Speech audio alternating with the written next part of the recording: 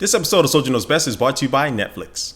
Hey, what's up guys, Soldier Knows Best here. It's been a busy time for cell phones and now it's finally my review of the Samsung Galaxy S4. I'm bringing it to you right now. So I'm going to talk about the design, the hardware, the software, the cameras, and overall this is going to be a worthy upgrade from the S3 and where this phone ranks amongst the other smartphones in the market. So let's going to start this review with a look at the design and the hardware.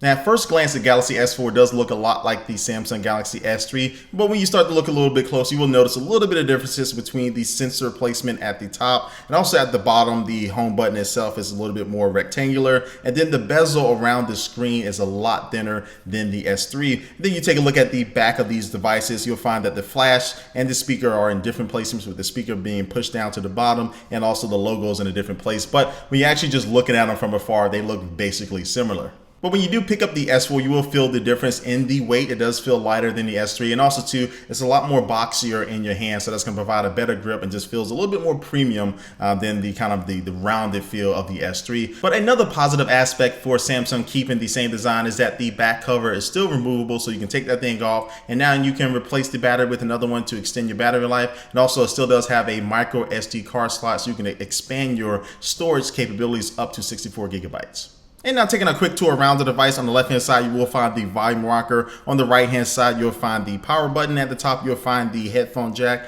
and then at the bottom you will find a micro USB port. And another hardware addition to this S4 is going to be the IR port, which will now allow you to control your TV with your S4. So it's all built in. The software comes pre-installed. Now after you set it up, now you'll be able to just put your remote control down and just control everything with your phone if you want to. And there have been other phones in the past that had this capability, but Samsung really pulled it off because the software works absolutely great. You can set up to have your favorite channels on there or give you suggestions about what you should watch. And so this universal remote control software is definitely top notch. Now the display on this S4 is a 1920 by 1080 HD Super AMOLED display that has 441 ppi. So this is a 1080p screen and it comes in at 5 inches. And so this display is going to be to produce nice, bright, vivid images, especially if you're playing back photos and videos that you took with the camera on this phone. And in this software, you can change different settings from dynamic to standard to professional photo or movie mode, depending on what you're doing with this phone. Or you can just choose the adapt display mode, which is going to automatically do that for you. So if you're reading the email, watching a movie, or looking the pictures, it'll adjust the display to give you the best experience. And also, if you want to use this big beautiful display outside in the cold with your gloves on, you can activate the high touch sensitivity mode, and now you can actually navigate this phone with your gloves on. You don't have to take them off and freeze your hands off. Now take a look at the internals of this phone. This version of the S4 does feature a 1.9 gigahertz quad-core processor, where the international version does have octa-core, but this version also has 2 gigabytes of RAM, and it does come with LTE capabilities, and it does have 16 gigabytes of internal storage. But that is a little bit misleading because you really only have around 8 gigabytes that are available to the user, and the rest is being taken up by system resources. And Samsung has made a statement about this, saying that, oh, we have the micro SD card slot and you can expand it, but I think it's pretty misleading when consumers thinking they're getting 16 gigabytes, and normally maybe 2 to 4 gigabytes would be taken up by system resources. That's not too bad, but when half of it is taken up, that's definitely a problem. And when it comes to benchmarking this phone, this S4 did beat out every other phone that I currently own, but we'll see how the performance translates over to when we take a look at the software portion a little later on in this review. As far as battery life, the S4 does feature a 2600 milliamp battery, and I felt that the battery life is pretty similar to what you got with the S3, but that's not really too bad because the S4 does have a bigger screen and has more stuff going on that it needs to power on. But as far as day-to-day usage, I was able to get between 75 to 80% of my day completely done before I need to recharge this phone. Now let's take a look at the cameras on this phone. Now the front facing camera is a 2 megapixel shooter, and the rear facing camera is now upgraded to a 13 megapixel camera that can also record 1080p HD video at 30 frames per second. And so this camera is definitely improved from the S4. It does rank amongst one of the best cameras that I've seen on the smartphone to date, and does provide very nice images when it comes to pictures and also video. Now low light performance wasn't good enough to beat out a phone like the HTC One, but again, if you're going to be mostly taking your videos and stuff outdoors, you're not going to be disappointed with this camera. And now I'm gonna let you look at some of the 1080p HD video I was able to take with the rear facing camera, so check it out.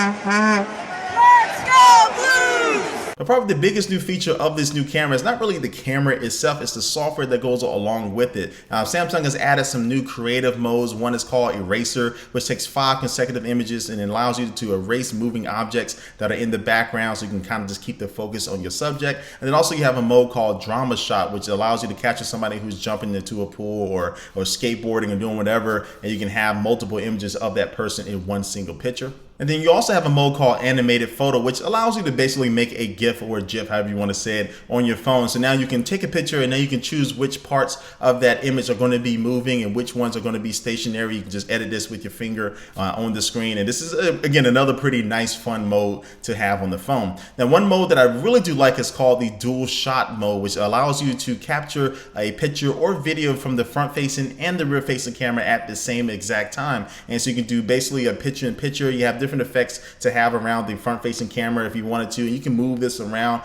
Then also too, you can do like a side-by-side capture. And this really is going to be great for people who are trying to capture moments. So say your kid scores a touchdown, you can now have the touchdown itself, and then also your facial reaction, which will be good when you're going to be showing this with other people. But all in all, with the camera, it is a nice solid upgrade with the 13 megapixels and actually taking advantage of them. Then also to the software to go along with it.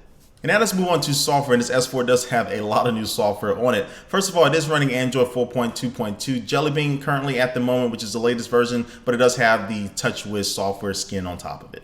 First of all, you have S Health, which is going to help you keep yourself in shape and keep track of your fitness throughout the day. It has a walking mate, which will count how many steps you're taking. So you have the phone in your pocket or you're carrying it, it will count each step. And so you can also keep track of your weight or what other exercises you're doing. And so if you're really fitness and health conscious, this is going to be a very nice addition to have already built into your phone.